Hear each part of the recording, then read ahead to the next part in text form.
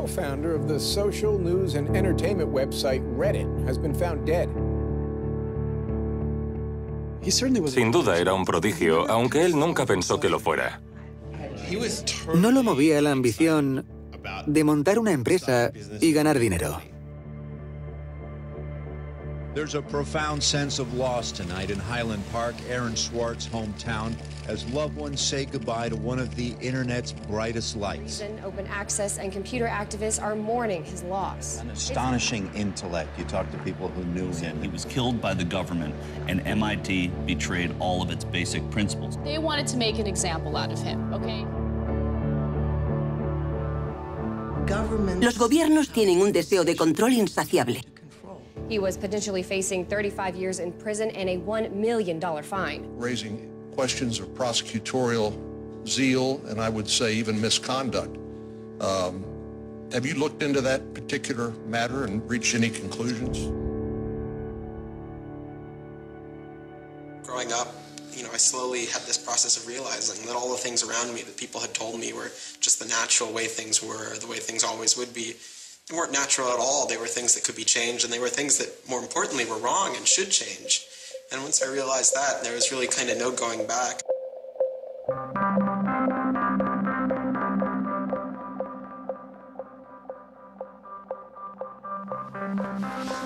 Welcome to Story Reading Time.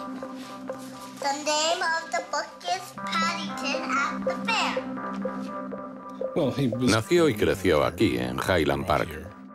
Aaron tenía 2 hermanos y todos eran muy inteligentes. No siempre nos portábamos bien. Éramos 3 niños pequeños corriendo por la casa y causando problemas.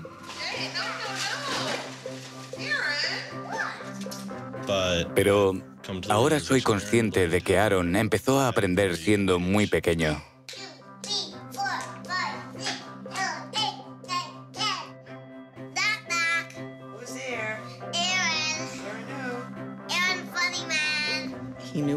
Sabía lo que quería y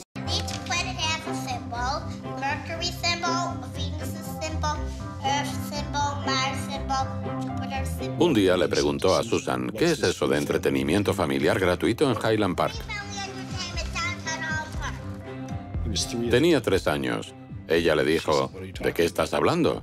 Y él le respondió, mira, lo pone en la nevera. Entretenimiento familiar gratuito en Highland Park.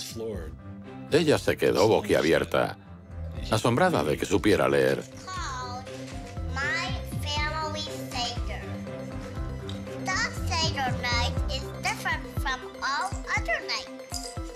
Recuerdo que una vez estábamos en la biblioteca de la Universidad de Chicago. Cogí de la estantería un libro de 1900, se lo enseñé y me dijo, este sitio es extraordinario. Todos éramos muy curiosos, pero a Aaron le encantaba aprender y enseñar.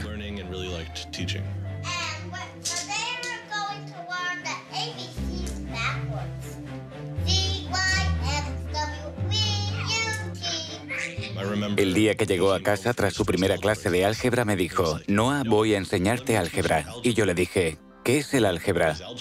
Él era así.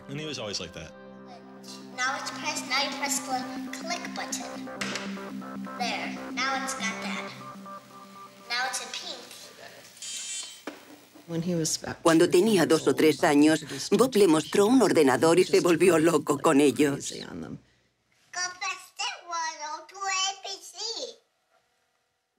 Todos teníamos ordenadores, pero a Aaron le encantaban. Le fascinaba Internet.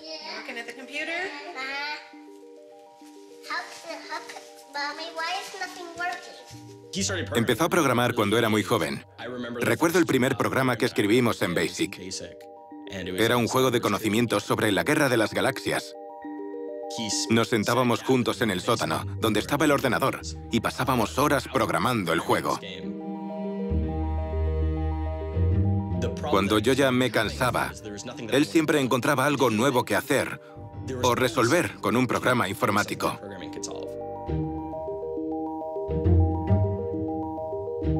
Aaron consideraba la programación como algo mágico para lograr cosas que las personas corrientes no podían. Aaron hizo un cajero automático usando un Creative Macintosh y una caja de cartón.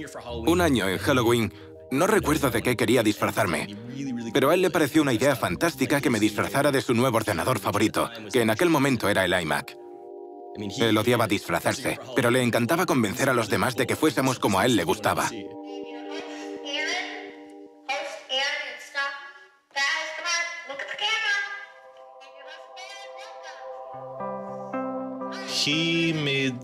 Creó una página web llamada The Info, en la que la gente podía meter información. Pensó, seguro que hay personas que lo saben todo sobre el oro, por ejemplo, y podrían escribirlo en esta página web. Otras personas podrían acceder a la información, leerla y corregirla si pensaban que era errónea.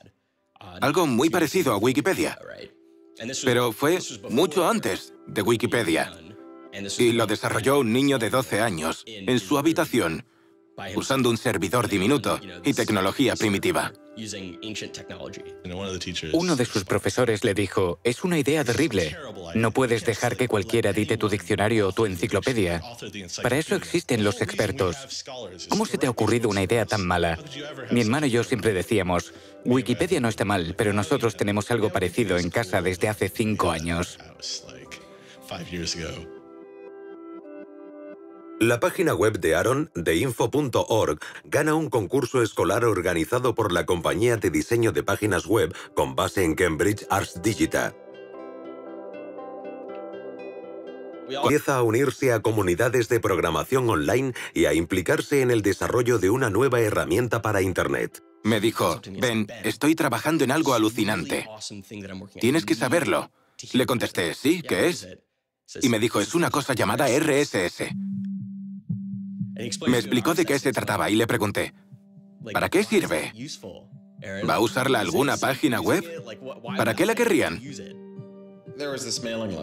Se creó una lista de correos de personas que estaban trabajando en RSS y XML. En ella aparecía el nombre de Aaron Swartz, una persona combativa pero inteligente con muy buenas ideas.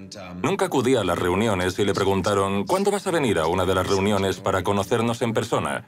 Y él contestó, no creo que mi madre me deje, tengo 14 años. No podían creer que aquella persona, aquel colega con el que llevaban todo un año trabajando, fuera un chico de 13 años, 14 recién cumplidos. Y nuestra segunda reacción fue, tenemos que conocerlo. Es extraordinario, formaba parte del grupo que diseñó el RSS. Él ayudó a construir los cimientos del hipertexto moderno. Y la parte concreta en la que él trabajaba, el RSS, era una herramienta que permitía obtener extractos de texto de otras webs. Normalmente se usa para los blogs. Si queremos leer los blogs de 10 o 20 personas, extraemos su contenido en formato RSS, que es una síntesis de todo lo que publican. De ese modo, podemos elaborar una recopilación de noticias de otras páginas. Aaron era muy joven, pero veía que la tecnología era imperfecta y buscaba formas de mejorarla.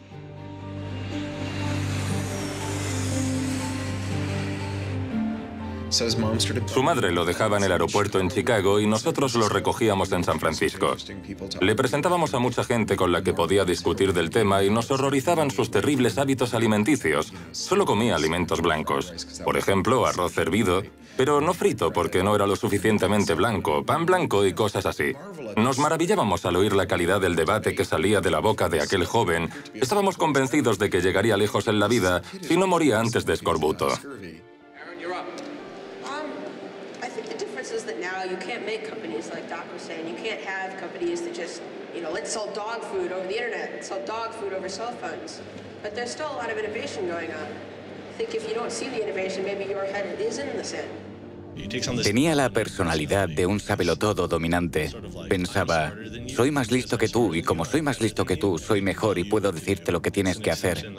Y por eso mismo, a veces se comportaba como un idiota. So you aggregate all these computers together and now they're solving big problems like searching for aliens and trying to cure cancer.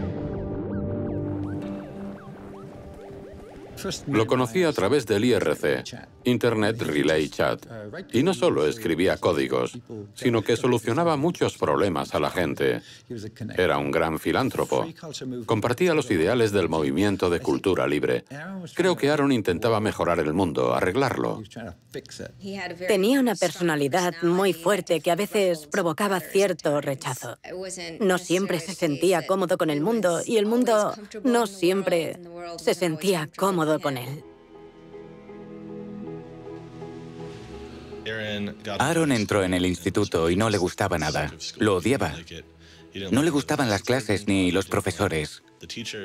Él sabía cómo conseguir la información. No necesitaba que un profesor le enseñara geometría. Podía aprenderla del libro.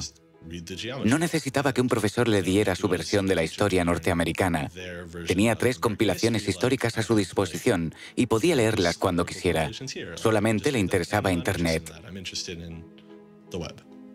Was very frustrated with school. I thought, the teachers didn't know what they were talking about, and they were very domineering and controlling, and the homework was kind of a sham, and it was just like, all the way to pin students together and force them to do busy work. And, I started reading books about the history of education and how this educational system was developed, and alternatives to it in ways that people could actually learn things as opposed to just regurgitating facts their teachers told them.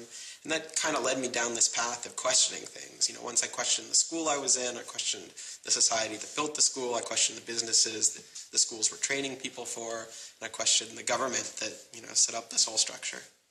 Una de las cosas que más le obsesionaban eran los derechos de autor. Los derechos de autor siempre han sido una carga en la industria editorial y para los lectores. Pero no una carga excesiva. Es una norma razonable que se asegura de que la gente reciba su dinero. La generación de Aaron experimentó el choque entre el antiguo sistema de los derechos de autor y este medio tan asombroso que él estaba ayudando a desarrollar, Internet y la web. Ambos mundos colisionaron y se produjo el caos. Por aquel entonces conoce a un profesor de Derecho de Harvard, Lawrence Lessig, que estaba litigando contra los derechos de autor ante el Tribunal Supremo. Un joven Aaron Swartz vuela a Washington para asistir al juicio. I am Aaron Swartz, and I'm here to listen to see the Eldred argument. Why did you fly out here from Chicago and come all this way to see the Eldred argument? That's a more difficult question. See the Eldred. Because I don't know. It's very exciting to see the Supreme Court, especially such a prestigious case as this one.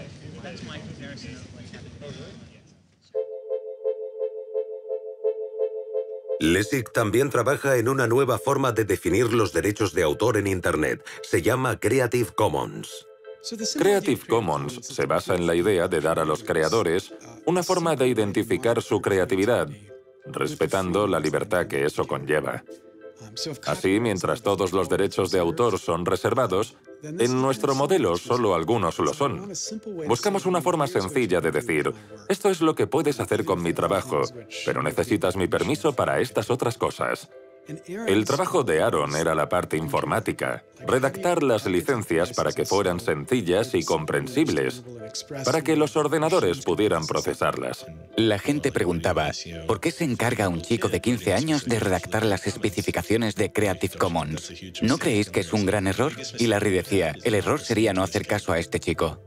Ni siquiera era lo suficientemente alto como para llegar al podio. Antes eran todos fijos, no regulables, y siempre se producía ese momento embarazoso en el que abría la pantalla del ordenador y nadie podía verlo. Come to our website here, and you go to Choose License. It gives you this list of options, explains what it means, and you fill out 3 simple questions. Do you want to require attribution? Do you want to allow commercial uses of your work? Do you want to allow modifications of your work? Me dejó impactada al ver que todos aquellos hombres lo trataban como a un adulto.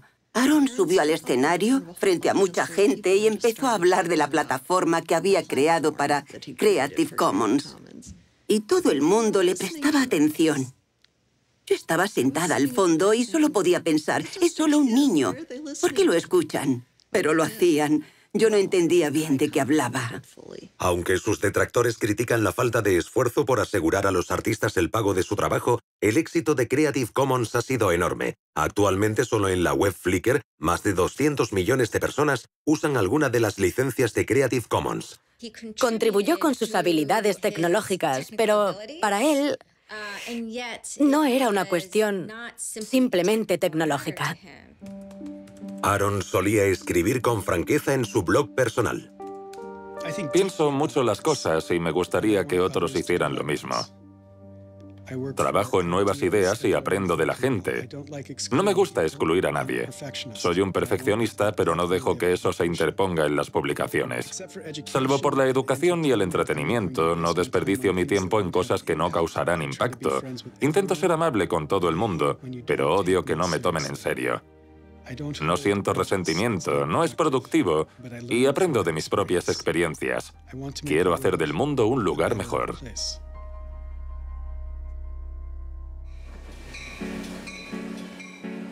En 2004, Schwartz deja Highland Park y se matricula en la Universidad de Stanford. Parecía una colitis ulcerosa que era muy problemática y nos preocupaba que no tomara su medicación. Fue hospitalizado y tenía que tomarse un cóctel de pastillas todos los días. Una de ellas contenía esteroides, lo que detuvo su crecimiento y lo hizo sentir diferente del resto de los estudiantes. Creo que Aaron se presentó en Stanford dispuesto a terminar su carrera y acabó metido en un programa para estudiantes muy cualificados que en 4 años acabarían siendo grandes magnates y dirigirían las principales empresas del país.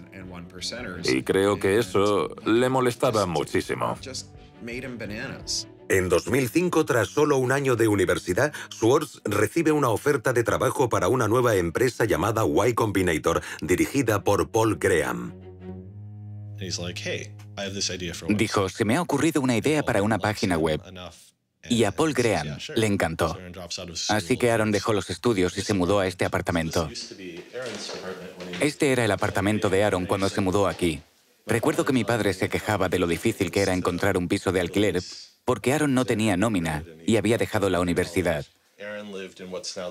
Él vivía en lo que ahora es el salón y algunos de estos carteles son de cuando estaba aquí. Esta es la biblioteca. Ahora hay más libros, pero muchos son de Aaron. El sitio de Aaron de Y Combinator se llama Infogamy, una herramienta para hacer páginas web, pero Infogamy apenas tiene usuarios y Schwartz acaba fusionando su proyecto con otro de Y Combinator que necesita ser rescatado. Lo dirigen Steve Huffman y Alexis Ohanian y se llama Reddit. There we were, starting from almost nothing. No users, no money, no code, and growing day by day into a hugely popular website. And it showed no signs of letting up. First we had 1,000 users, then 10,000, then 20,000, and on and on. It was just incredible. Reddit ha llegado a lo más alto y es un rincón dedicado a los amantes de la informática. Hay mucho humor, mucho arte y la visitan todas las mañanas para enterarse de las noticias. Reddit roza el caos. Es un sitio en el que la gente habla de las noticias del día, de tecnología, de política y de otros problemas. Pero también hay mucho contenido no seguro y material ofensivo. Hay algunas secciones en las que los trolls se sienten como en casa. Así que en ese sentido, Reddit ha generado mucha polémica.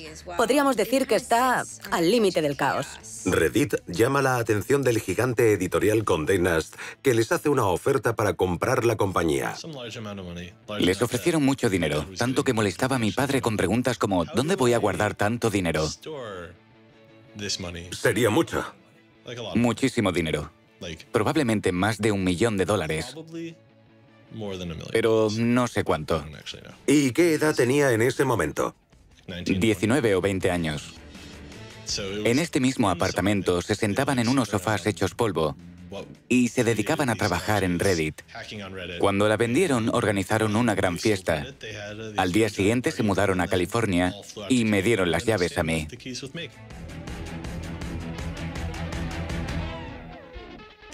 Fue curioso porque acababa de vender su empresa y todos suponíamos que era rico. pero dijo, voy a instalarme en esta habitación que parece una caja de zapatos. No necesito más. No era mucho mayor que un armario. Para él, la idea de gastar el dinero en objetos de lujo era impensable. Siempre decía, me gusta vivir en apartamentos, así que no voy a gastar una fortuna en una mansión. Y me gusta vestir con vaqueros y camisetas, así que no voy a gastar dinero en ropa. Para él no era importante. Lo que sí es importante para Schwartz es cómo fluye el tráfico de Internet y qué nos llama más la atención. In the old system of broadcasting, you're fundamentally limited by the amount of space in the airwaves. You know, you could only send out 10 channels over the airwaves of television, right? Or even with cable, you had 500 channels. On the internet, everybody can have a channel. Everyone can get a blog or a MySpace page. Everyone has a way of expressing themselves. And so what you see now is not a question of who gets access to the airwaves. It's a question of who gets control over the ways you find people. You know, you start seeing power centralizing in sites like Google, these sort of gatekeepers that tell you where on the internet you want to go, the people who provide you your sources of news and information. So it's not, you know, only certain people have a license to speak. Now everyone has a license to speak. It's a question of who gets heard.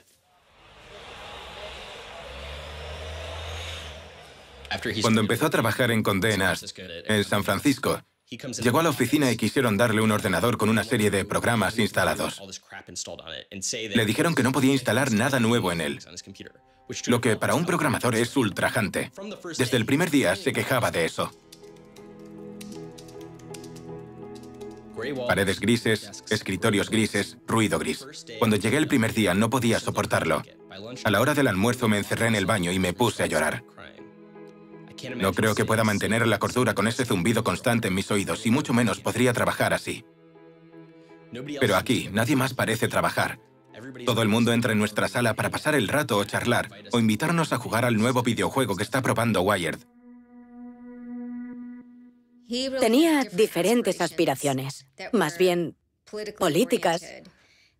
Y en Silicon Valley no existe esa cultura de orientar la actividad tecnológica hacia fines políticos. Aaron odiaba trabajar para una empresa. Todos odiaban trabajar para Condé Nast. Pero Aaron era el único que no estaba dispuesto a aceptarlo. Así que hizo que lo despidieran dejando de ir a trabajar. Se dice que fue una separación dura. Tanto Alexis Ohanian como Steve Huffman rechazaron ser entrevistados para este documental. Rechazaba el mundo empresarial. Una de las cosas más importantes a tener en cuenta de esa elección es que cuando Aaron decidió dejar la empresa, también dejaba atrás todo lo que le había hecho famoso y corría el riesgo de decepcionar a sus seguidores. Fue donde todo el mundo esperaba que fuera. Pero tuvo la sensatez y el sentido común de admitir que había escalado una montaña de mierda para plantar una rosa. Y al hacerlo se dio cuenta de que había perdido el sentido del olfato. En vez de quedarse allí sentado, intentando convencerse de que no era tan malo como parecía y deleitándose por haber conseguido la rosa, volvió a bajar. Y eso es alucinante. Aaron consideraba la programación como algo mágico. Lograba cosas que las personas corrientes no podían con la programación. Y si una persona tiene poderes mágicos, debe usarlos para hacer el bien o para ganar montañas de dinero. Schwartz se siente inspirado por uno de los visionarios a los que había conocido de niño, el hombre que había inventado la web, Tim Berners-Lee. En la década de 1990, Berners-Lee se convirtió en el autor de uno de los inventos más lucrativos del siglo XX, pero en vez de beneficiarse de la World Wide Web, la red, la cedió de forma gratuita. Ese es el motivo de que exista hoy en día. Tim influenció muchísimo a Aaron. Es uno de los primeros y grandes genios de Internet que no se benefició de ello en ningún aspecto. No le interesaba encontrar el modo de hacerse multimillonario. Mucha gente lo habría visto como una forma de ganar dinero y ahora existirían muchas webs pequeñas en vez de una grande. Y las webs pequeñas no habrían funcionado al ser imposible conectarlas unas con otras. La clave era que conectara a todo el planeta y no podía funcionar a menos que todo el mundo tuviera acceso a ella.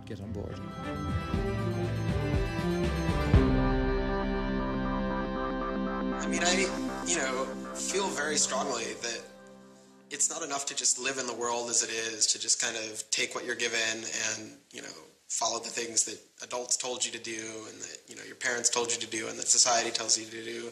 I think you should always be questioning. I take this very scientific attitude that everything you've learned is just provisional, that, it's always open to recantation or refutation or questioning. And I think the same applies to society. Once I realized that there were real serious problems, fundamental problems that I could do something to address, I didn't see a way to forget that. I didn't see a way not to.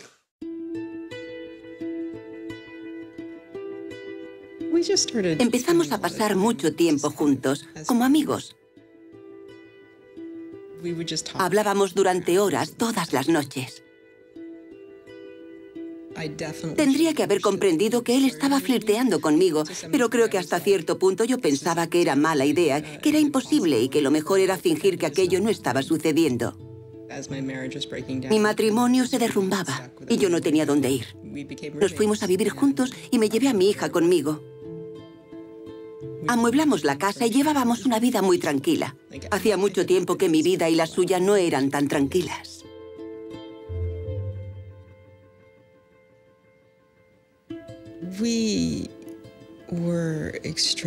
Estábamos muy unidos desde que comenzó nuestra relación. Estábamos en contacto constantemente. Pero los dos éramos muy difíciles. Durante una discusión, él me confesó que tenía una canción favorita y le pedí que me la pusiera. Se trataba de Extraordinary Machine, de Fiona Apple. Creo que le gustaba porque transmite esa sensación de prepararse para una batalla. Y también porque inspira mucha esperanza.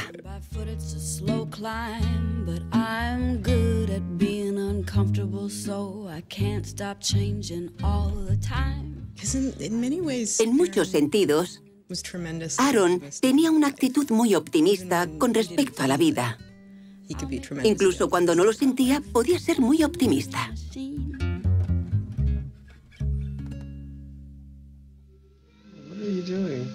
Flickr has video now.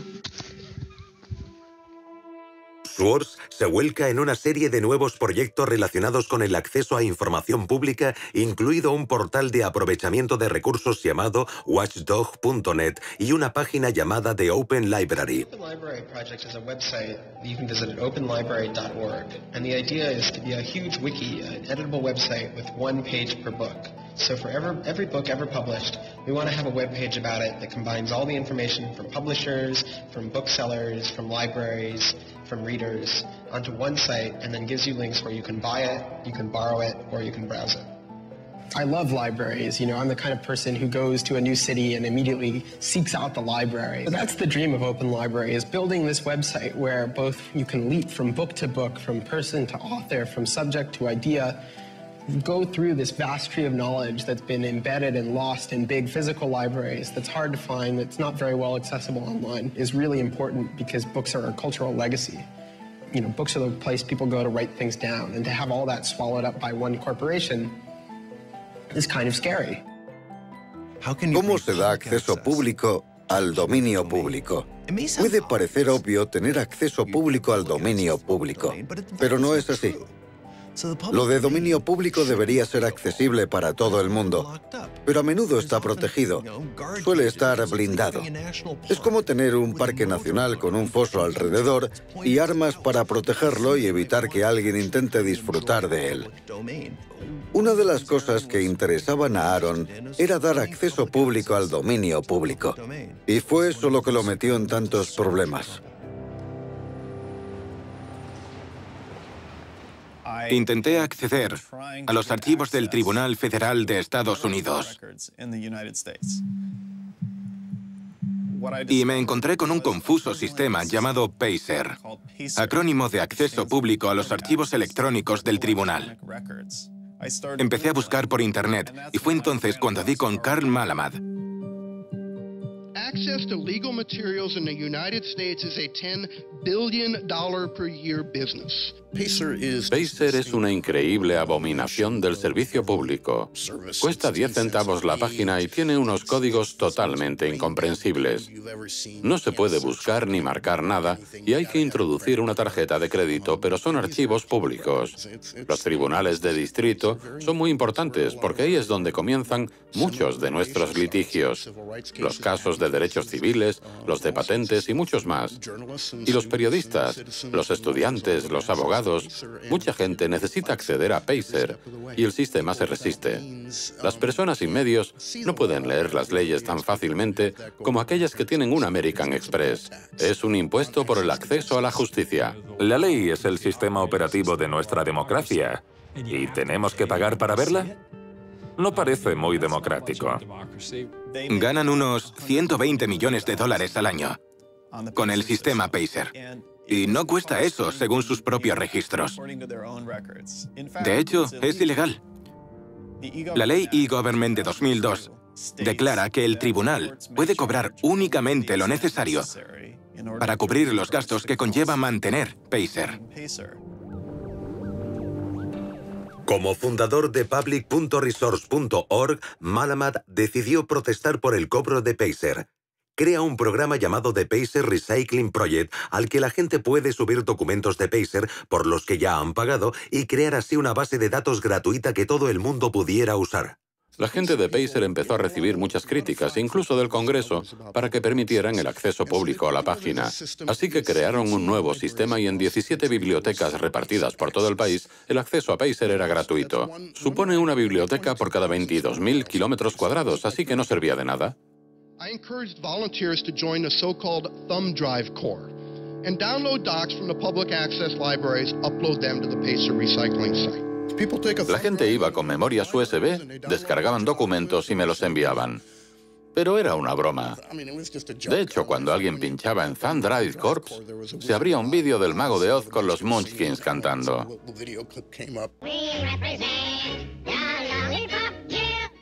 Recibí una llamada de Steve Schultz y Aaron diciéndome, queremos unirnos a Thumb Drive Corps. En esa época, coincidí con Aaron en una conferencia.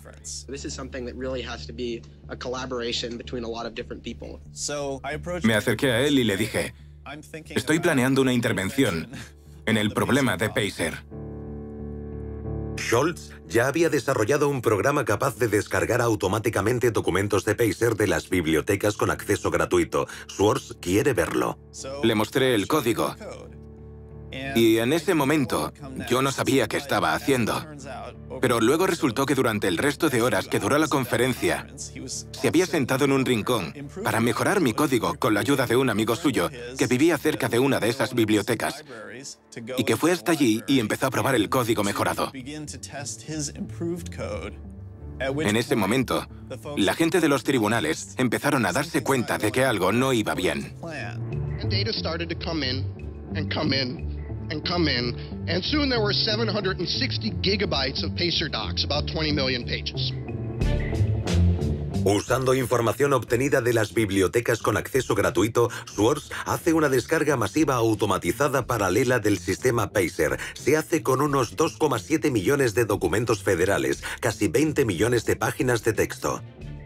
Now, I'll grant you that 20 million pages had perhaps exceeded the expectations of the people running the Pilot Access Project, but surprising a bureaucrat isn't illegal.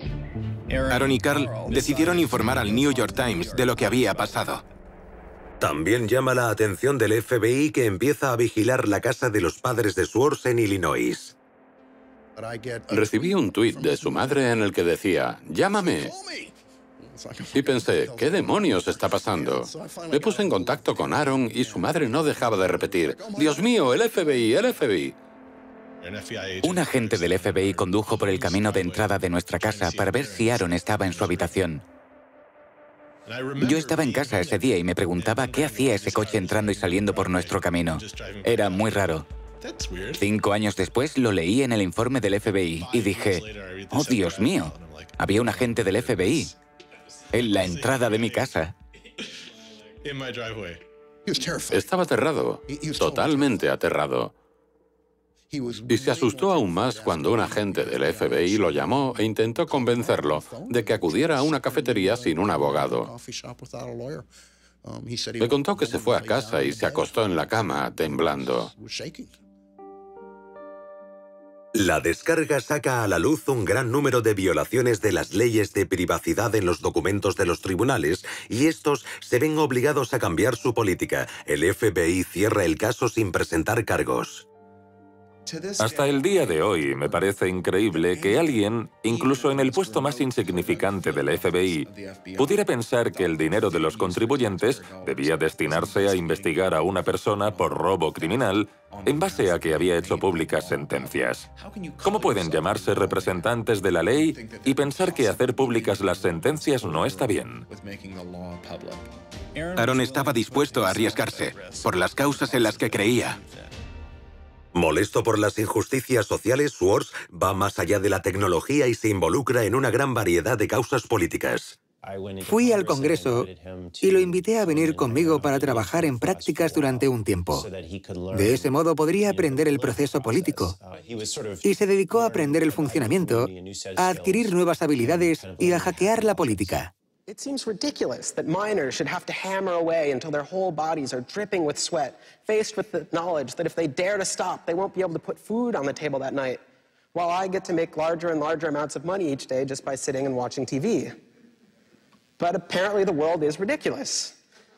So I co-founded a group called the Progressive Change Campaign Committee, and what we try and do is we try and organize people over the internet who care about progressive politics and moving the country in a more progressive direction to kind of come together, join our email list, join our campaigns, and help get progressive candidates elected all across the country. El grupo es responsable de la campaña para promover la elección de Elizabeth Warren al Senado. Puede que pensara que era un sistema estúpido, pero vino para aprender su funcionamiento porque pensaba que podía ser modificado como cualquier sistema social. Pero su pasión por el conocimiento y las bibliotecas no queda relegada a un segundo plano. Aaron empieza a interesarse por las instituciones que publican artículos académicos. By virtue of being students at a major U.S. university, I assume that you have access to a wide variety of scholarly journals. Pretty much every major university in the United States pays these sort of licensing fees to organizations like JSTOR and Thomson and ISI to get access to scholarly journals that the rest of the world can't read. Estas publicaciones, artículos e investigaciones son básicamente toda la riqueza del conocimiento humano en Internet, y muchas han sido pagadas con dinero del gobierno o de los contribuyentes, pero para leerlas hay que volver a pagar elevadas tasas a editores como Reed Elsevier. These licensing fees are so substantial that people who are studying in India instead of studying in the United States don't have this kind of access. They're locked out from all of these journals. They're locked out from our entire scientific legacy. I mean, a lot of these journal articles, they go back to the Enlightenment. Every time someone has written down a scientific paper, it's been scanned and digitized and put in these collections. That is a legacy that has been brought to us by the history of people doing interesting work, the history of scientists. It's a legacy that should belong to us as a commons, as a people, but instead it's been locked up and put online by a handful of for-profit corporations who then try and get the maximum profit they can out of it. Un investigador financiado por una universidad o el gobierno publica un artículo y en el último paso del proceso, una vez que está hecho todo el trabajo y se ha terminado la investigación, la idea, el trabajo de laboratorio, el análisis, después de todo eso, en la última fase, el investigador debe entregar sus derechos de autor a una empresa multimillonaria, y eso no está bien. Se trata de un negocio basado en un trabajo voluntario y los editores se sientan encima del pastel para comerse toda la nata. Es una estafa. Una editorial de Gran Bretaña obtuvo unos beneficios de 3.000 millones de dólares el año pasado. Es un timo. JSTOR juega un papel insignificante en esta historia, pero por algún motivo fue la empresa a la que Aaron decidió desafiar. Asistió a varias conferencias sobre acceso libre y publicación libre. No sé quién era la persona de JSTOR, pero en un momento dado Aaron le preguntó: ¿cuánto costaría liberar el material de JSTOR para siempre? Y le contestó, creo que dijo $200 millones, algo que a Aaron le parecía absurdo. Trabajando con una beca en Harvard, se entera de que los usuarios de la red del MIT, abierta y muy rápida, tienen acceso a los contenidos de JSTOR. Schwartz aprovecha la oportunidad. You have a key to those gates. And with a little bit of shell script magic, you can get those journal articles.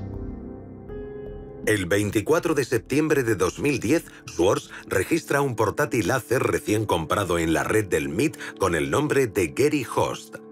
El usuario se registra como Ghost Laptop.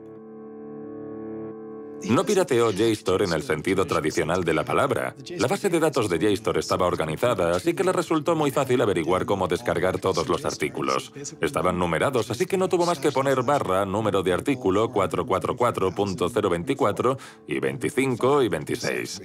Creó un script o guión de comandos en Python llamado keygrabbing.py, que fue cogiendo un artículo tras otro. Al día siguiente, Ghost Laptop empieza a coger artículos, pero la IP del ordenador no tarda en ser bloqueada. Para Schwartz no es más que un pequeño alto en el camino. Cambia la dirección IP del portátil y sigue descargando. JSTOR y el MIT toman varias medidas para tratar de impedir la descarga cuando se dan cuenta. Y cuando esas medidas no funcionaron, JSTOR negó el acceso del MIT a su base de datos. Así que durante un tiempo jugaron al gato y al ratón, accediendo a la base de datos de JSTOR. Por supuesto, Aaron era el gato, ya que su habilidad tecnológica era muy superior a la de los informáticos de JSTOR que intentaban proteger el sistema. En el sótano de uno de los edificios había un cuarto de comunicaciones abierto. Y en vez de conectarse por Wi-Fi bajó hasta allí, conectó el ordenador directamente a la red y lo dejó descargando todos los artículos con un disco duro externo.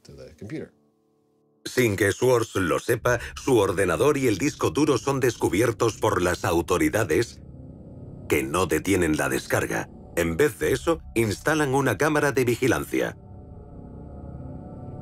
Encontraron el ordenador en el sótano de un edificio del MIT. Podrían haberlo desconectado, haber esperado a que el propietario volviera para decirle, oye, ¿qué estás haciendo? Corta eso, ¿quién eres tú? Pero no lo hicieron. Querían grabarlo para reunir pruebas en su contra. Ese es el único motivo por el que se graba una cosa así.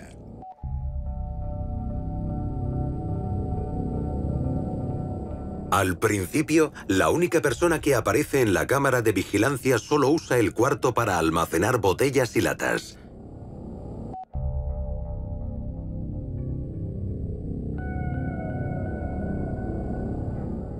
Pero días después, la cámara graba a Schwartz.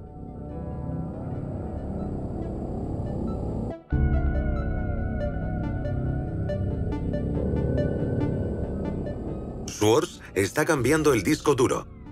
Lo saca de su mochila, desaparece de la imagen durante unos 5 minutos y luego se marcha.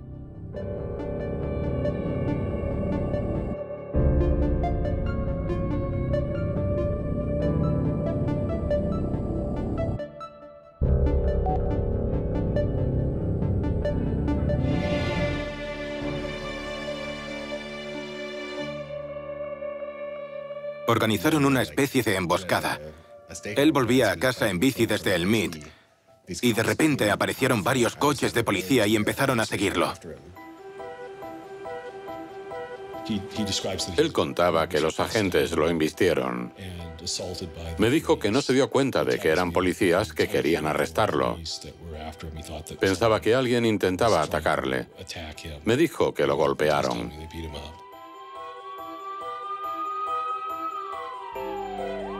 Yo estaba hundido.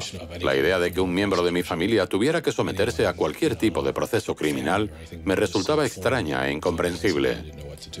Pidieron órdenes de registro para la casa de Aaron, su apartamento en Cambridge y su despacho en Harvard. 2 días antes de la detención, la investigación va más allá de JSTOR y la policía local de Cambridge. Ahora está en manos del Servicio Secreto de Estados Unidos. El Servicio Secreto fue creado para investigar los fraudes informáticos y de tarjetas de crédito en 1984, pero 6 semanas después del ataque del 11 de septiembre, sus competencias aumentan. El presidente Bush hace uso de la Patriotic Act para crear una red de lo que ellos llaman Fuerzas Especiales contra los Delitos Electrónicos.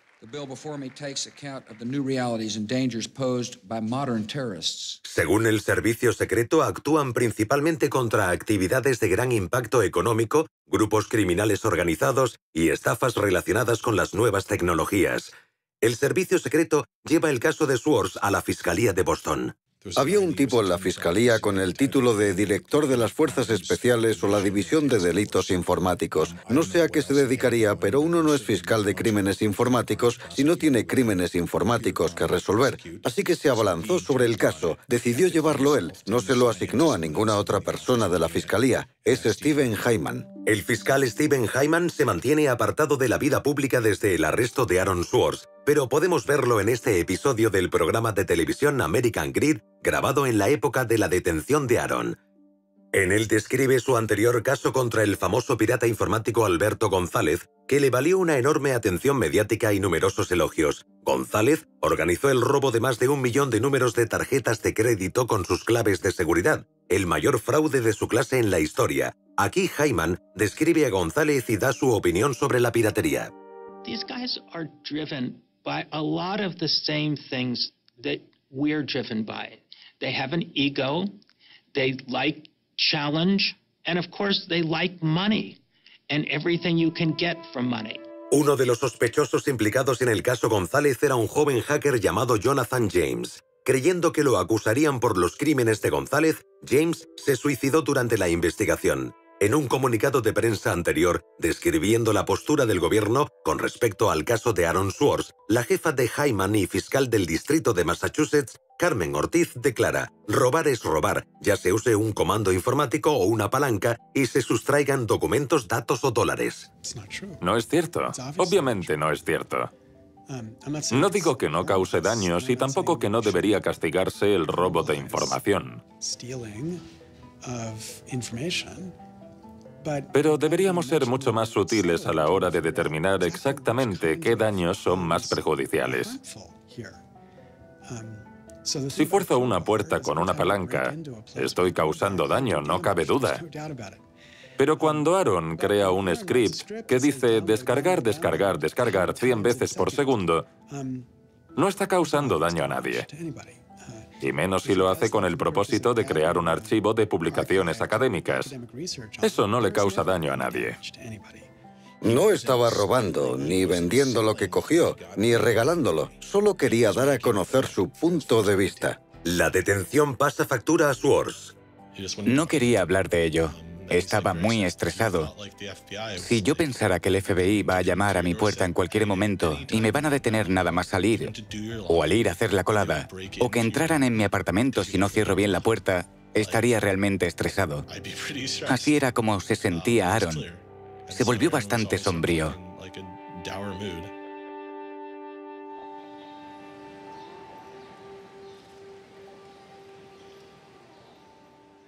En aquella época nunca dejaba muy claro dónde iba, porque le daba miedo de que el FBI lo estuviera esperando.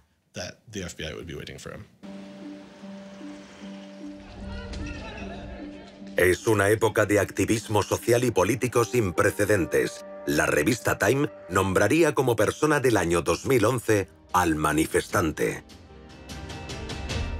Se produjo un aumento de ataques de hackers. Wikileaks había publicado una serie de comunicaciones diplomáticas. Manning fue arrestado.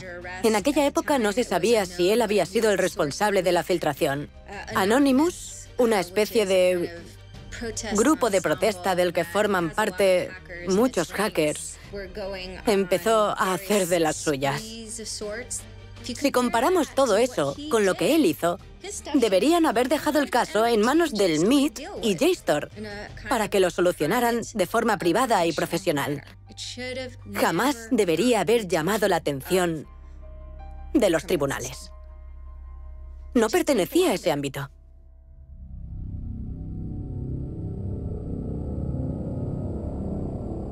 Antes de ser acusado, y 1 año de arresto domiciliario sin usar ordenadores en ningún momento. A cambio, Schwartz debe declararse culpable de un delito grave. Allí estábamos. No teníamos ni idea de cuál era la acusación del gobierno ni sus pruebas, pero debíamos tomar la decisión. Y nuestro abogado insistía en que aceptáramos. El gobierno nos ponía unos requisitos innegociables y todo el mundo nos decía que las probabilidades de ganar eran mínimas. Así que, aunque no fuera culpable, más le valía aceptar el trato. Boston tiene su propia división de delitos informáticos con muchos abogados, probablemente más de los que necesitan. Y seguramente tenían una enorme cantidad de casos que no podían llevar a juicio porque algunos delincuentes viven en Rusia o pertenecen a corporaciones con abogados que cobran $500 o $700 la hora que se enfrentarían a ellos. Y después estaba el caso de este chico. Era fácil demostrar su culpabilidad y el FBI ya lo tenía fichado. Así que, ¿por qué no ir a por él con todo el peso de la ley? Sería bueno para la imagen del fiscal y la del gobierno, porque demostrarían que estaban luchando contra todo tipo de terroristas. Estaba muy asustada. Me daba miedo que se llevaran mi ordenador y acabar en la cárcel por el contenido de mi ordenador. En mi portátil tenía material confidencial procedente de fuentes de mi anterior trabajo. Y mi prioridad es mantener siempre la privacidad de mis fuentes. Me daba mucho miedo lo que pudiera pasarle a Ada. Aaron me contó que le habían ofrecido un trato y que lo aceptaría si yo le pedía que lo hiciera.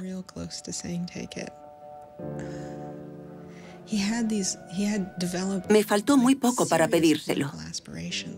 Tenía aspiraciones políticas serias que había desarrollado cuando decidió abandonar su trabajo corporativo y comenzar esta nueva vida dedicada al activismo político. Pero pensaba que no podía seguir por ese camino habiendo cometido un delito. Una vez me dijo, estábamos paseando junto a la Casa Blanca y me dijo, ahí no dejan trabajar a delincuentes.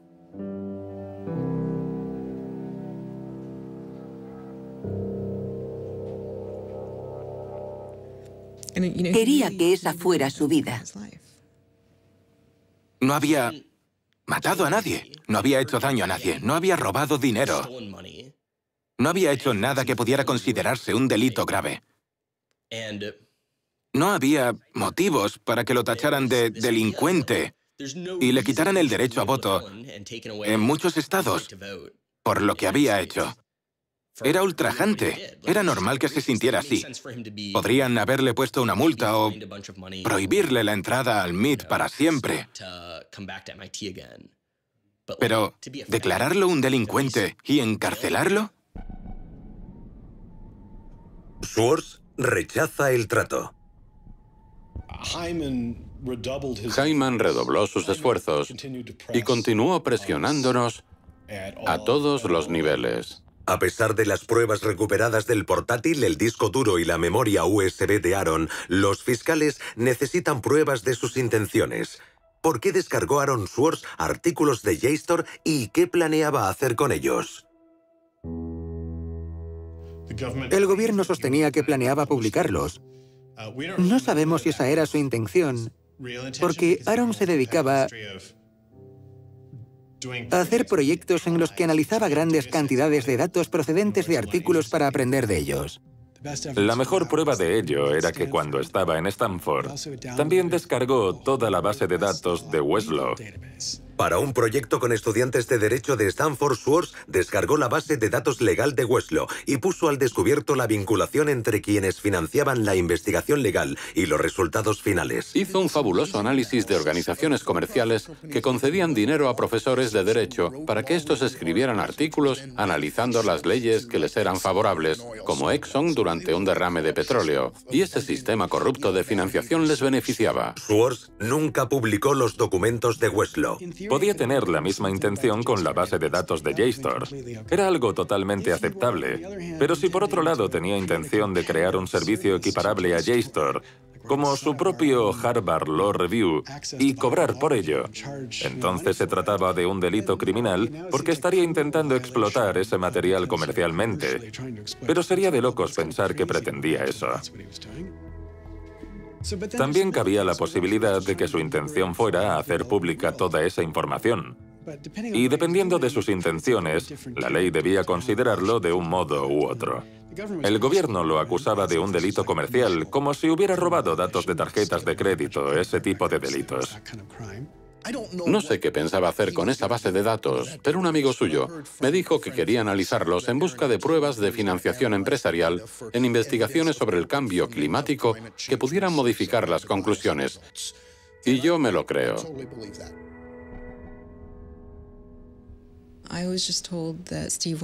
Me dijeron que Steve quería hablar conmigo. Pensé que podía ayudarlo a salir de aquella situación. No quería vivir con el miedo de que me incautasen el ordenador. Y con el miedo de ir a la cárcel por desacato si me negaba a entregar mi ordenador. Así que cuando me dijeron que Steve quería hablar conmigo, me pareció razonable.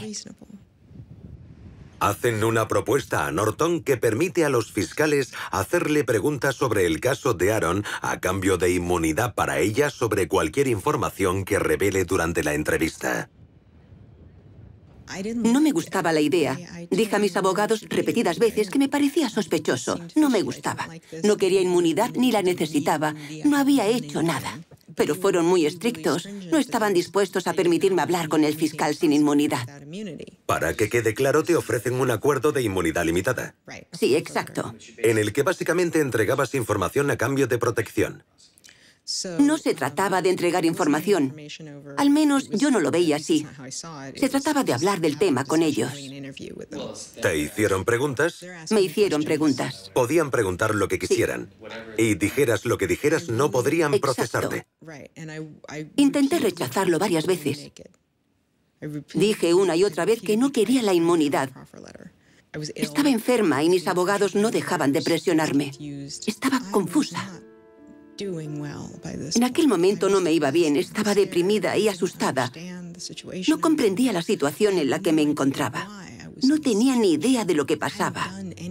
Yo no había hecho nada interesante, ni mucho menos malo. Nos enfadamos mucho.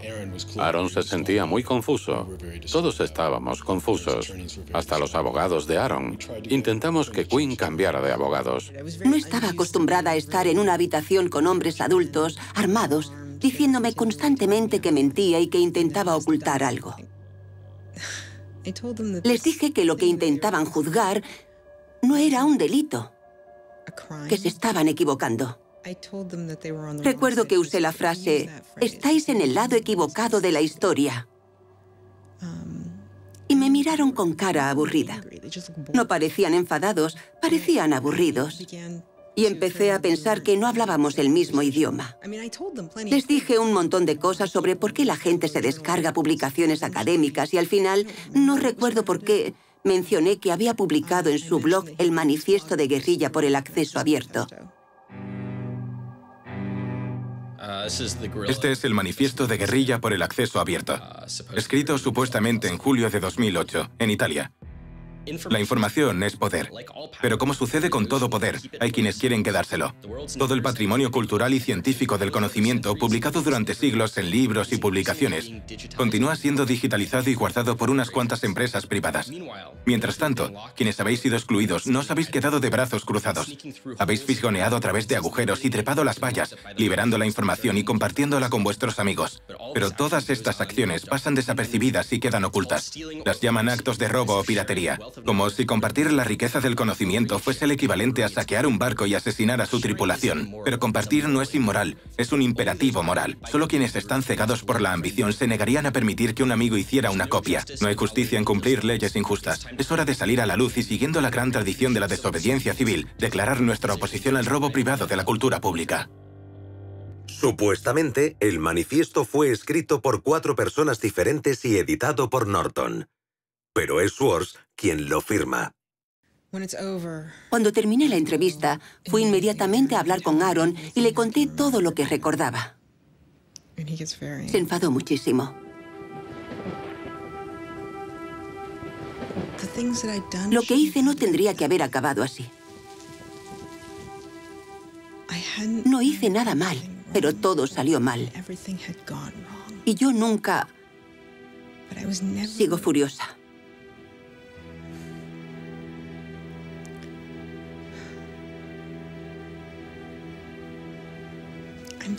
Sigo furiosa por haber intentado por todos los medios que aquella gente hiciera lo correcto y que ellos lo volvieran todo en mi contra, haciéndome daño de todas las maneras posibles. En ese momento, lamenté haber dicho todo eso. Pero sobre todo lamento que aceptemos eso como algo normal, que nos parezca bien. Que mantengamos un sistema judicial que conduce a la gente a pequeñas trampas que pueden arruinarte la vida. Ojalá no hubiera dicho aquellas cosas. Pero lo que más me enfurece es que todo siga igual. Y que la gente piense que eso está bien. Usaron todos los métodos imaginables para sonsacarle información que perjudicara a Aaron y que pudiera ayudar a la fiscalía. Pero no creo que la información que dio fuera relevante para el gobierno. Pasan los meses mientras los amigos y familiares de Swartz esperan a que se formulen los cargos. En ese tiempo, Swartz se convierte en un experto sobre Internet al que consultar. Do you think that the internet is something that should be considered a human right and something that the government cannot take away from you? Yes, definitely. I mean, this notion that national security is an excuse to shut down the internet, that's exactly what we heard in Egypt and Syria and all these other countries. And so, yeah, it's true. Sites like WikiLeaks are going to be putting up some embarrassing material about what the U.S. government does, and people are going to be organizing to protest about it and try and change their government. You know, and that's a good thing. That's what all these First Amendment rights of free expression, of freedom of association are all about. And so the notion that we should try and shut those down, I think, just goes against very basic American principles. The principle, I think, is one that our founding fathers would have understood. If the internet had been around back then, instead of putting post offices in the Constitution, they would have put ISPs. Swartz conoce a la activista Taryn Steinbrückner Kaufman y empiezan a salir. We need a massive global public outcry. If there's no massive global public outcry, it won't create any change. You know, 4 people in this city should cause a massive global public outcry. You know, we need a petition signer. Sin entrar en detalles, le advierte que está envuelto en lo que él llama lo malo. Yo tenía muchas teorías, como que tenía una relación con Elizabeth Warren, o algo así. Dudaba entre Hillary Clinton y Elizabeth Warren. Y un tiempo después, a finales de julio, Aaron me llamó.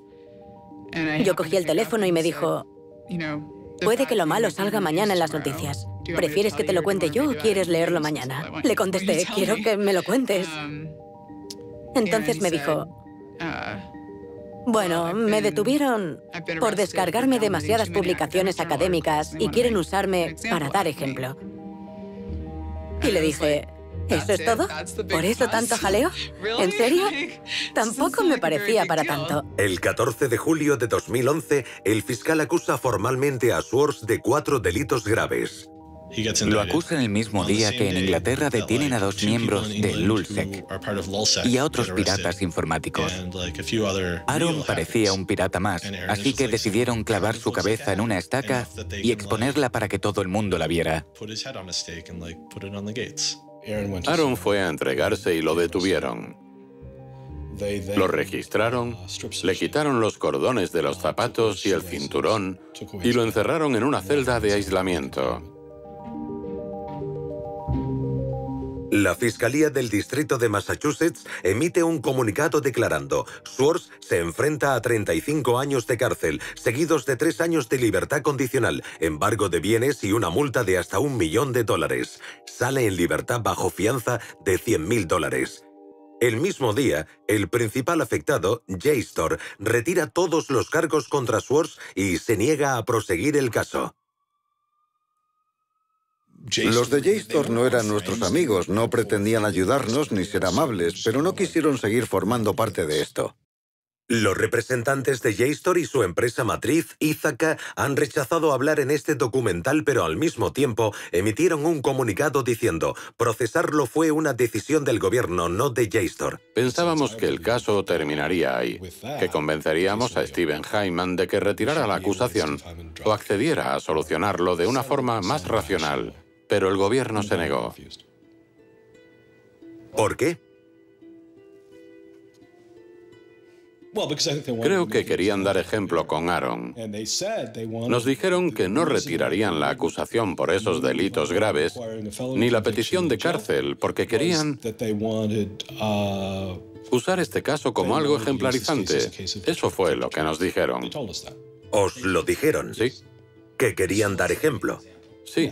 ¿Que lo iban a usar para eso? Sí. Lo dijo Steven Hyman. ¿Para disuadir a quién? Como si hubiera más gente que se decidiera a entrar en JSTOR y descargarse publicaciones para hacer una denuncia política. Sería más fácil comprender la postura de la administración Obama de una supuesta intención disuasoria si el gobierno, por ejemplo, hubiera procesado el que podríamos considerar el mayor delito económico que ha tenido lugar en este país en los últimos 100 años. Los crímenes que condujeron a la crisis económica de Wall Street. Cuando empiezan a utilizar la táctica de la disuasión de una forma selectiva, dejan a un lado el análisis del delito y hacen uso de los recursos para el cumplimiento de la ley en base a una ideología política. Y eso no es solo antidemocrático, es incluso antiestadounidense. Posteriormente, el fiscal Steven Hyman dice supuestamente al abogado del MIT que la gota que colma el vaso es un comunicado de prensa enviado por una organización que había fundado Source llamada Demand Progress. Según el MIT, Hyman reacciona a la declaración de apoyo calificándola de campaña descontrolada por Internet y un movimiento estúpido que eleva el caso de un nivel humano a un nivel institucional. Era una combinación peligrosa. El fiscal no quería perder credibilidad, tenía una carrera política a la vista y no quería que esto le pasara factura en el futuro. Así que destinó mucho dinero de los contribuyentes en detener a una persona por coger demasiados libros de una biblioteca. Increíble. Decidí presionar al MIT de todas las formas posibles para que pidiera al gobierno que detuviera el proceso. ¿Cuál fue la respuesta del MIT? En aquel momento no dio ninguna respuesta.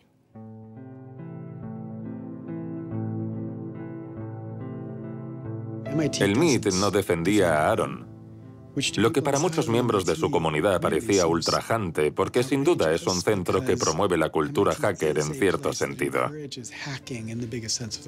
En el MIT, la idea de saltar barreras y meterse por túneles prohibidos no es solo un rito de iniciación. Es prácticamente parte de su filosofía. Abrir cerraduras es casi una asignatura obligatoria. Tenían la autoridad moral necesaria para interrumpir el proceso.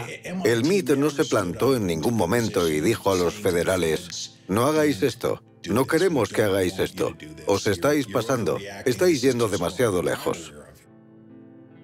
Se comportaron como cualquier otra gran empresa.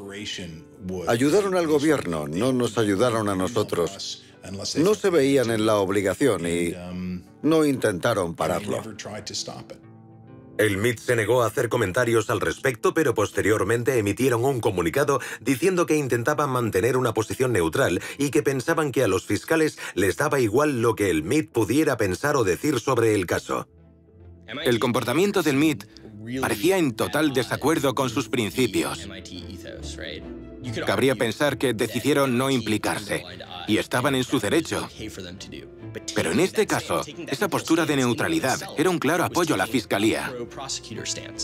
Tanto Steve Jobs como Steve Wozniak empezaron vendiendo una cajita azul diseñada para defraudar a la compañía telefónica.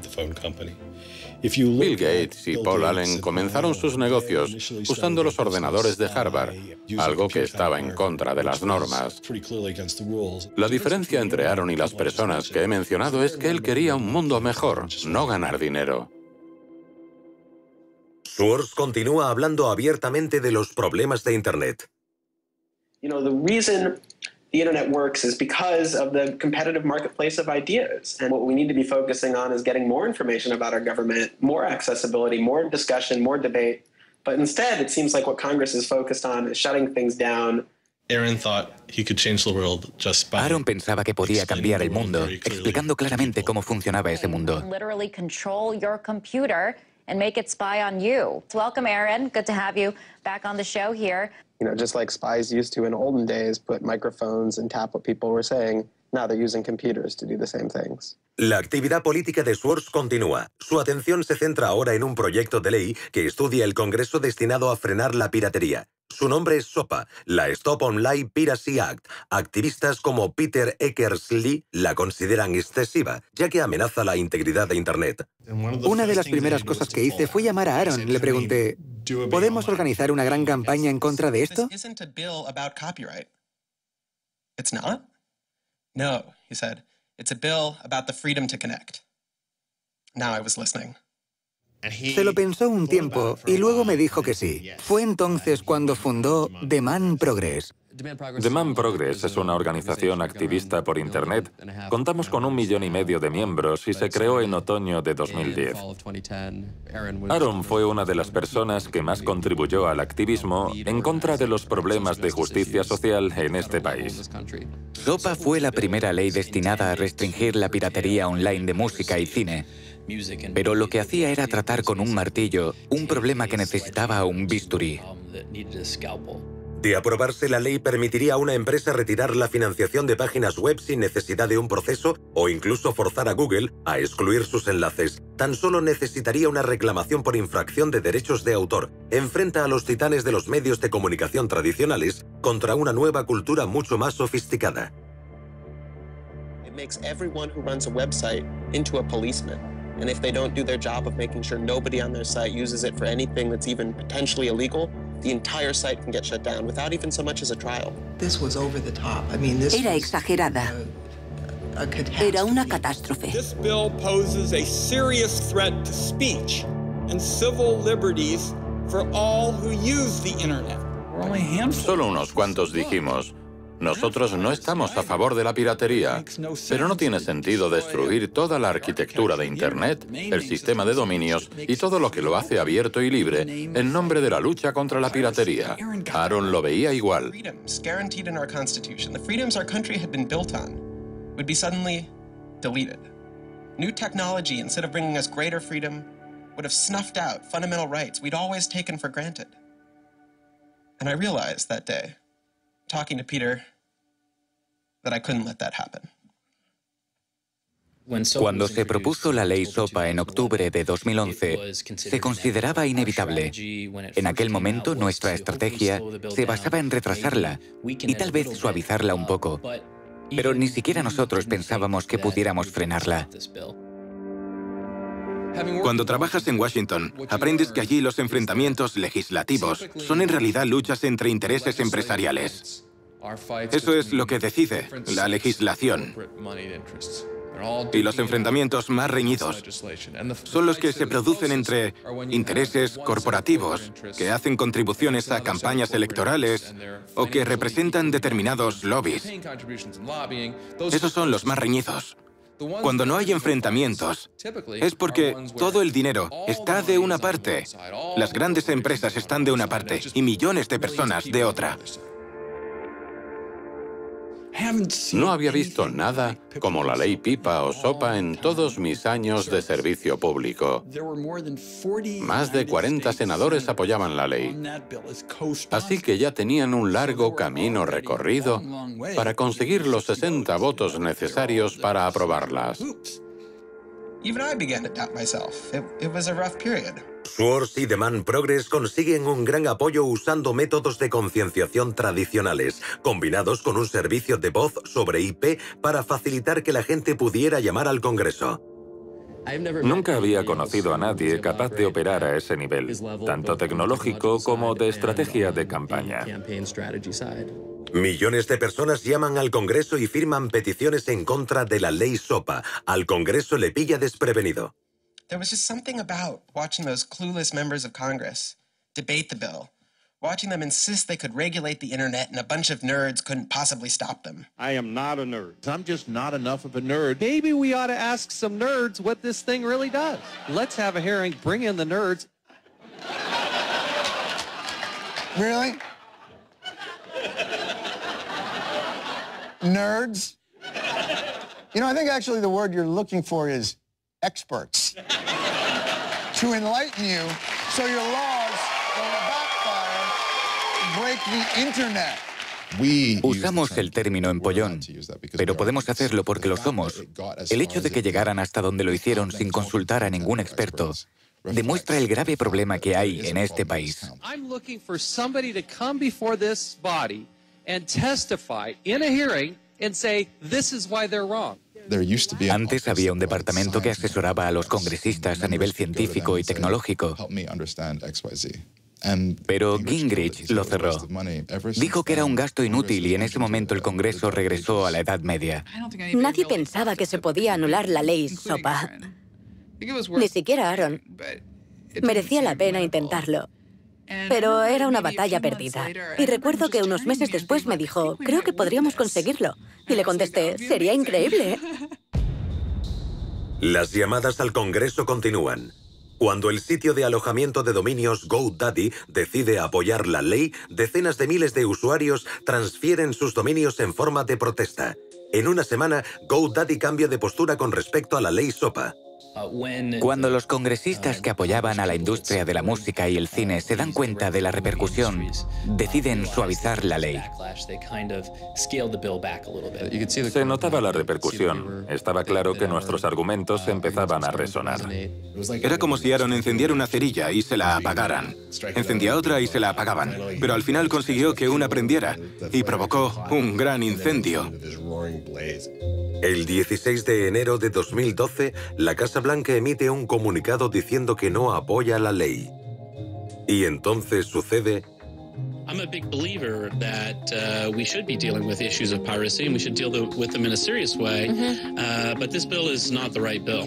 Jimmy Wales demuestra su apoyo cerrando 24 horas Wikipedia, una de las 5 páginas web más populares del mundo. Tiene un alto porcentaje de todas las visitas que se hacen en Internet. Wikipedia went black, Reddit went black, Craigslist went black, phone lines on Capitol Hill flat out melted. Members of Congress started rushing to issue statements retracting their support for the bill that they were promoting just a couple days ago. En 24 horas, el número de detractores de la ley SOPA en el Congreso pasó de esto a esto. Ver a congresistas y senadores cambiar de bando el mismo día en que cerraron todas esas páginas fue increíble. Unos 100 congresistas se retractaron. And that was when, as hard as it was for me to believe, after all this, we had won. The thing that everyone said was impossible, that some of the biggest companies in the world had written off as kind of a pipe dream, had happened. We did it. We won. This is a historic week in internet politics, maybe American politics. Lo que nos dijo la gente de Washington, los que trabajaban en el Capitolio, fue que el día en que se cerraron tantas páginas como protesta por la ley SOPA, recibieron más emails y llamadas que nunca. Fue un momento emocionante. Internet maduró políticamente.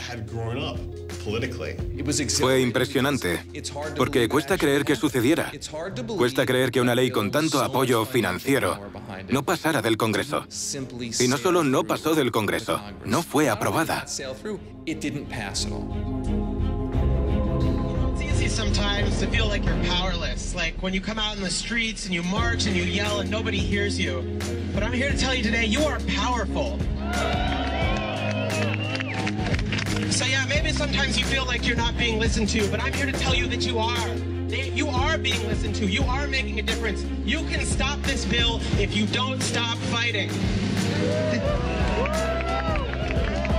Stop PIPA. Stop SOPA.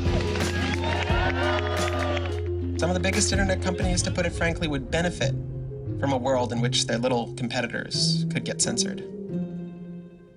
We can't let that happen. Para él era más importante asegurarse de hacer un pequeño cambio que jugar un pequeño papel en un gran cambio. Pero con la ley SOPA jugó un gran papel en un gran cambio. Así que para él fue una especie de prueba. Él quería dedicar su vida a cambiar el mundo. Y lo meditaba todo de una manera muy científica, midiendo su impacto. Pero aquello le demostró que era posible, que lo que quería hacer con su vida era posible. Demostró que podía hacerlo, que podía cambiar el mundo. Para un chico que pensaba que nunca había logrado nada, y me refiero a Aaron, aquel fue un momento de satisfacción al sentir que había hecho algo bueno y que posiblemente aquella sería su única victoria. Everyone said there was no way we could stop SOPA. We stopped it. This is 3 outrageously good victories, and the year isn't even over yet. I mean, if there's a time to be positive, it's now. Consiguió frenar la ley SOPA un año después de su detención, pero la alegría no era total por lo que le esperaba. Estaba decidido a participar en el proceso político. Era imparable. La lista de organizaciones que funda Swords, a veces en colaboración con otros, es enorme. Y años antes de que Edward Snowden sacara a la luz el problema de la vigilancia en la red, a Swords ya le preocupaba. It's shocking to think that the accountability is so lax that they don't even have sort of basic statistics about how big the spying program is. And if the answer is, oh, we're spying on so many people we can't possibly even count them, then that's an awful lot of people, right? It would be one thing if they said, look, you know, we know the number of telephones we're spying on, we don't know exactly how many real people that corresponds to, but they just came back and said, we can't give you a number at all. That's pretty, I mean, it's scary is what it is. Well, that's scary. Le presionaron muchísimo. Le quitaron todo el dinero que había ganado. Le amenazaron con arrebatarle su libertad. ¿Por qué lo hicieron? ¿Por qué persiguen a los activistas? ¿Por qué persiguen a las personas que revelan la verdad de determinadas cuestiones? Desde los bancos a la guerra e incluso la transparencia gubernamental. El secretismo solo beneficia a los que ya están en el poder, y vivimos en una era de secretismo que coincide con que el gobierno quizá esté llevando a cabo acciones ilegales e inconstitucionales. Y no creo que sea una coincidencia. It's very clear that this technology has been developed not for small countries overseas, but right here for use in the United States by the U.S. government. The problem with the spying program is it's this sort of long, slow expansion, you know, going back to the Nixon administration, right? Obviously, it became big after 9/11 under George W. Bush, and Obama has continued to expand it, and the problems have slowly grown worse and worse. But there's never been this moment you can point to, say, okay, we need to galvanize opposition today because today is when it matters. Instead, it's mattered for... En mi opinión, el fiscal que procesó a Aaron Swartz quería enviar un mensaje claro a un grupo de personas que la administración Obama consideraba una amenaza política. Y me refiero, por supuesto, a la comunidad de hackers y otros activistas a favor de la democracia. A mi entender, el mensaje que la administración Obama quería enviar a esta comunidad era: sabemos que tenéis la capacidad de causar problemas al gobierno, así que vamos a dar ejemplo con Aaron Swartz y asustaros lo más posible para que no causéis problemas. And the government said, oh, the legal opinions we're using to legalize the spying program are also classified. So we can't even tell you which laws we're using to spy on you. You know, every time they can say, oh, this is another instance of cyber war, the cyber criminals are attacking us again, we're all in danger, we're all under threat. They use those as excuses to push through more and more dangerous laws. And so just to follow that up, like, personally, how do you feel the fight is going, I guess? It's up to you. I know, but we gotta, like, you know. You know, there's sort of these two polarizing perspectives, right? Everything is great. The internet has created all this freedom and liberty and everything's going to be fantastic. Or everything is terrible. The internet has created all these tools for cracking down and spying and, you know, controlling what we say. And I think both are true, right? The internet has done both. And both are kind of amazing and astonishing. And which one will win out in the long run is up to us. It doesn't make sense to say, oh, one is doing better than the other. You know, they're both true. And it's up to us which ones we emphasize and which ones we take advantage of, because they're both there and they're both always going to be there.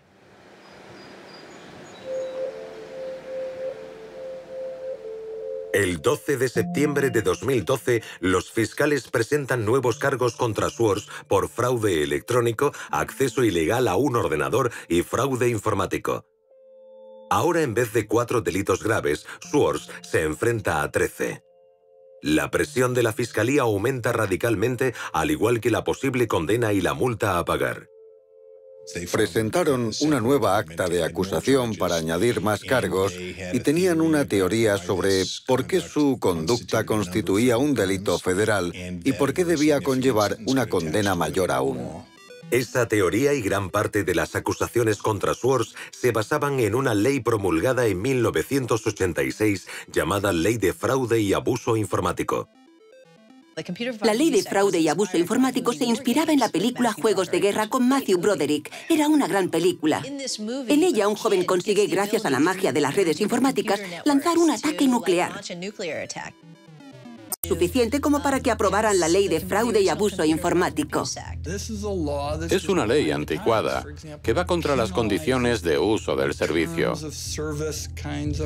Por ejemplo, en webs de citas como eHarmony o Match.com, si alguien cambia sus características personales, dependiendo de la jurisdicción y el fiscal, podría tener graves problemas. Todos sabemos lo que son las condiciones de uso. La mayoría no las leen, pero incumplirlas podría significar estar cometiendo un delito grave. Las condiciones de uso de una web suelen decir: sea amable con los demás o no hagas nada inapropiado. La idea de que la ley penal tenga algo que decir con respecto a estas normas puede parecer una locura a mucha gente. Los ejemplos son incluso más extravagantes. Hasta que se cambió en marzo de 2013, las condiciones de uso de la página web de la revista juvenil 17 decían que había que ser mayor de 18 años para leerla. Tal y como el Departamento de Justicia ha interpretado la ley de abuso y fraude informático, todos estamos cometiendo delitos. Imprecisa y propensa a una mala interpretación, la ley de abuso y fraude informático se ha convertido en un modelo único para juzgar una gran variedad de infracciones informáticas. Aunque no es el único factor, en el caso de Swords, 11 de las 13 acusaciones en su contra están relacionadas con dicha ley. La pregunta ¿por qué? Pende sobre gran parte de la historia de Aaron Swords. ¿Qué motivaba al gobierno y cuál era su objetivo? El Departamento de Justicia se ha negado a contestar a nuestras preguntas, pero el profesor Orin Kerr, que trabajó como fiscal, ha estudiado el caso. Mi punto de vista sobre este caso es muy diferente al de otra gente por varios motivos. Fui fiscal del distrito durante 3 años antes de empezar a trabajar como profesor. El gobierno presentó un acta de acusación en base a los delitos que pensaban que él había cometido. En lo que respecta a la ley, teniendo en cuenta precedentes, leyes y casos similares que se habían juzgado hasta el momento, creo que las acusaciones eran justas. Sé que existe un gran debate sobre si debía ser procesado o no. Hay quienes apoyan el acceso abierto y hay quien no. Creo que el gobierno se tomó muy en serio el manifiesto de guerrilla por el acceso abierto. Lo veían como a una persona decidida a infringir la ley. Swords quería abolir una ley que consideraba injusta. Y en una democracia, cuando piensas que una ley es injusta, hay varias formas de cambiarla. Se puede hacer a través del Congreso, como hizo Swords con la ley SOPA, pero también se puede violar esa ley para intentar anularla. Y creo que lo que motivaba a la Fiscalía era la idea de que Swords no solo estaba decidido a infringir la ley, sino que también quería asegurarse de que quedaba anulada. Que todo el mundo tuviera acceso a la base de datos y sacarla a la luz pública, como la pasta de dientes que no puede volver a meterse en el tubo. No se habría podido hacer nada y Swords habría ganado. Hay muchas discrepancias sobre si es una ley injusta. Y a fin de cuentas es una decisión que debe tomar el pueblo estadounidense a través del Congreso.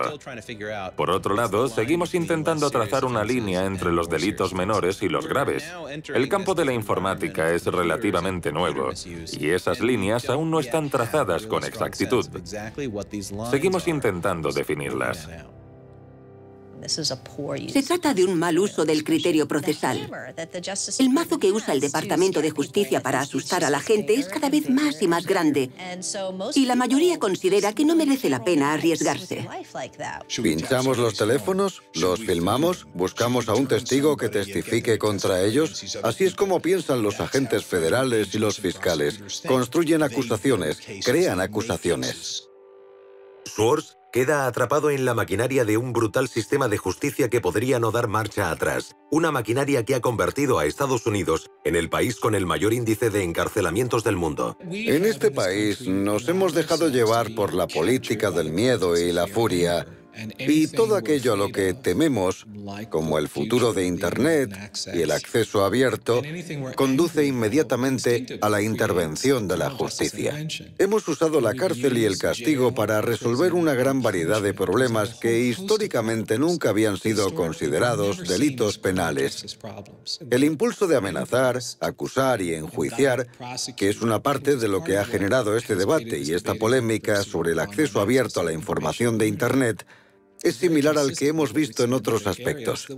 La diferencia es que las personas que se convierten en víctimas de esta respuesta penal y carcelaria suelen ser pobres y pertenecientes a una minoría. Swords empieza a aislarse de amigos y familiares. Dejó de trabajar en otra cosa. Su vida giraba en torno a esas acusaciones. Al parecer, uno de los abogados de Aaron dijo a los fiscales que era inestable emocionalmente y que debían tenerlo en cuenta. Así que lo sabían. Le estaba pasando factura.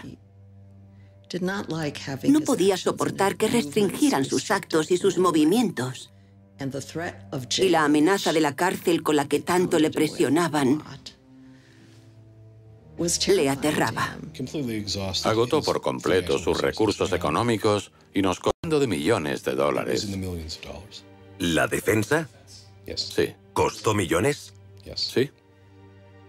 No quería ser una carga para nadie y eso era un factor importante. Llevaba una vida normal y después estaba toda esa mierda que tenía que soportar. Intentaba mantener las dos cosas separadas, pero estaba empezando a afectarle y a volverse una pesadilla. Swords se enfrenta a una dura elección: admitir su culpabilidad y seguir adelante con su vida o luchar contra un sistema defectuoso. Para él, la decisión es simple: rechaza un último acuerdo y se fija fecha para el juicio. Aaron estaba decidido a no admitir algo que consideraba injusto, pero también tenía miedo.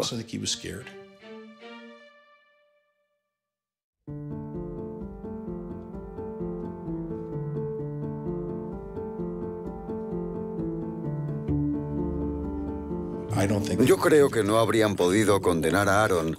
Estoy convencido de que habríamos salido del juzgado, le habría dado un abrazo, habríamos cruzado el río de Boston y nos habríamos tomado unas cervezas. Creo que teníamos razón y estoy convencido de que habríamos ganado el caso. No hablaba mucho de ello, pero se notaba cuánto sufría.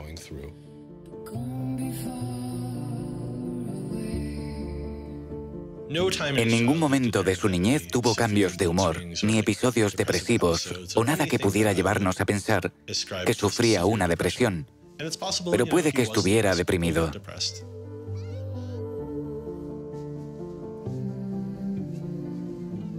Al principio de nuestra relación, cuando llevábamos 3 o 4 semanas saliendo, me dijo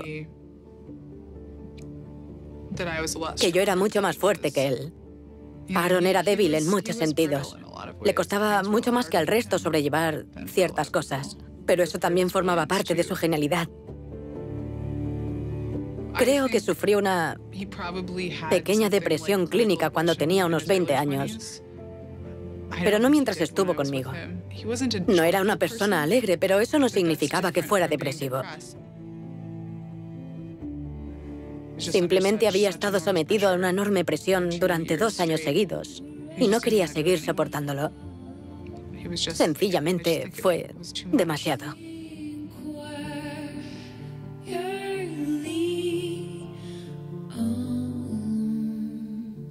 Aquella noche recibí una llamada.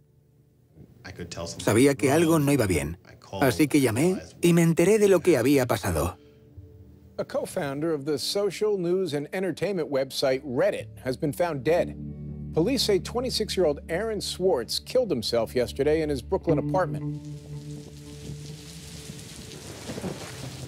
Pensé que habíamos perdido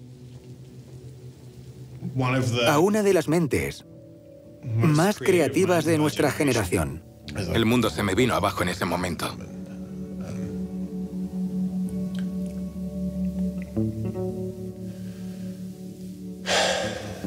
Fue una de las peores noches de mi vida.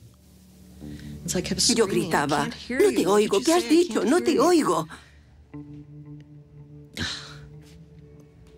No puedo, ya está. Tranquila.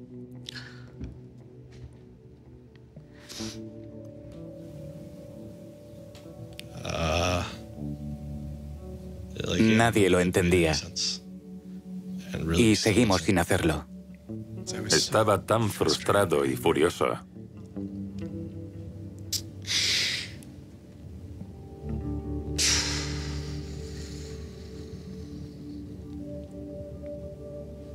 Intenté explicárselo a mis hijos. Mi hijo de 3 años me dijo que los médicos lo arreglarían.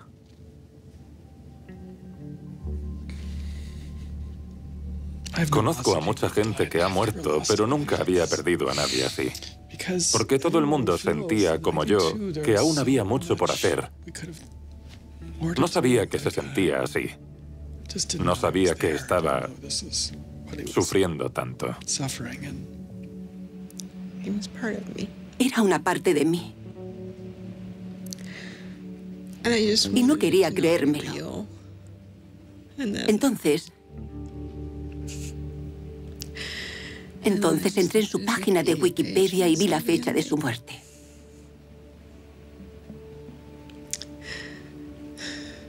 ...2013.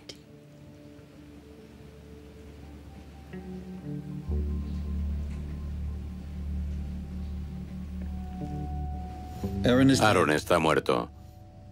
Vagabundos de este loco mundo, hemos perdido a un mentor, a un sabio. Hackers por derecho, somos uno menos, hemos perdido a uno de los nuestros. Proveedores, cuidadores, oyentes, alimentadores, padres, todos, hemos perdido a un hijo. Lloremos.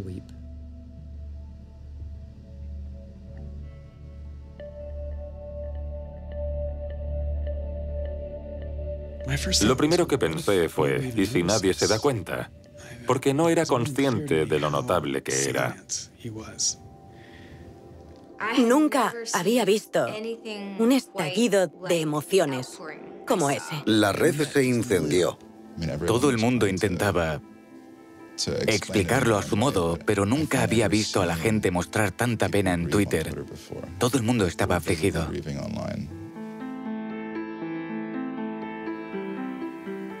Era el chico de Internet y el viejo mundo lo había matado. Vivimos en una época en la que las grandes injusticias no se pagan. Los arquitectos de la crisis económica cenan con el presidente de forma regular. En estos tiempos, la idea de que esto es lo que el gobierno debería perseguir parece absurda, si no fuera tan trágica. La pregunta es, ¿podemos hacer algo para que el mundo sea un lugar mejor?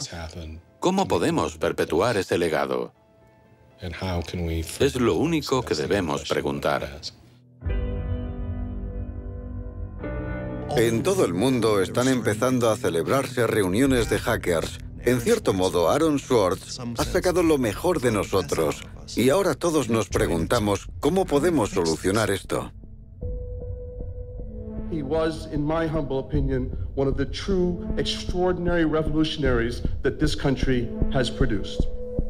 I don't know whether Aaron was defeated or victorious, but we are certainly shaped by the hand of the things that he wrestled with.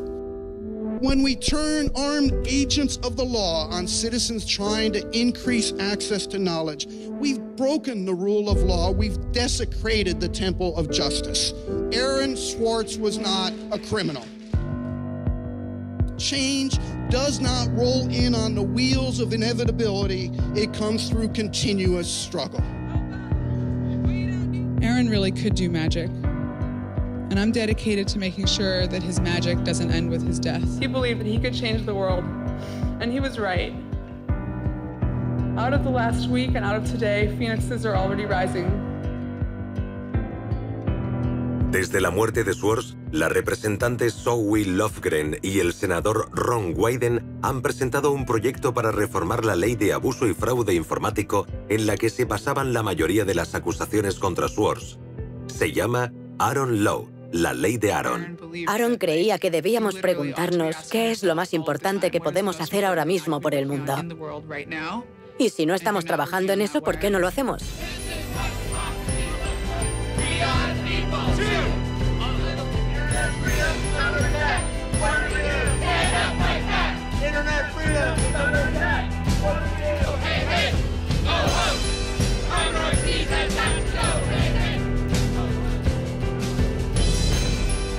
I wish we could change the past, but we cannot. But we can change the future, and we must. We must do so for Aaron. We must do so for ourselves. We must do so to make our world a better place, a more humane place, a place where justice works and access to knowledge becomes a human right. En febrero oí hablar de un chico de 14 años de Baltimore que tenía acceso a JSTOR. Había estado leyendo muchas de las publicaciones académicas y se le había ocurrido la forma de hacer pruebas de detección para el cáncer de páncreas. El cáncer de páncreas es mortal porque siempre se detecta demasiado tarde. Cuando lo detectamos es tarde para hacer algo. Envió correos al Departamento de Oncología de Johns Hopkins, cientos de ellos. Un chico de 14 años. Sí, 14 años. La mayoría de la gente lo ignoró, pero un investigador contestó a su correo y le dijo, no es ninguna tontería, ¿por qué no vienes? El chico dedicó las tardes y los fines de semana a trabajar con este investigador y en febrero salió en las noticias. Fue unas semanas después de la muerte de Aaron. Perdón. Este chico dijo que habían encontrado el modo de detectar el cáncer de páncreas en sus primeras etapas y eso iba a salvar muchas vidas. Y luego dijo que por eso era tan importante lo que había hecho Aaron. Porque nunca se sabe. Este conocimiento universal no es tan solo algo que usan los gobiernos para determinar los límites de velocidad en carreteras. También es de donde surgen las pruebas que evitarán que nuestros hijos mueran de cáncer de páncreas. Y si no tenemos acceso al conocimiento, la persona que podría solucionar determinados problemas quizá no dé nunca con la respuesta.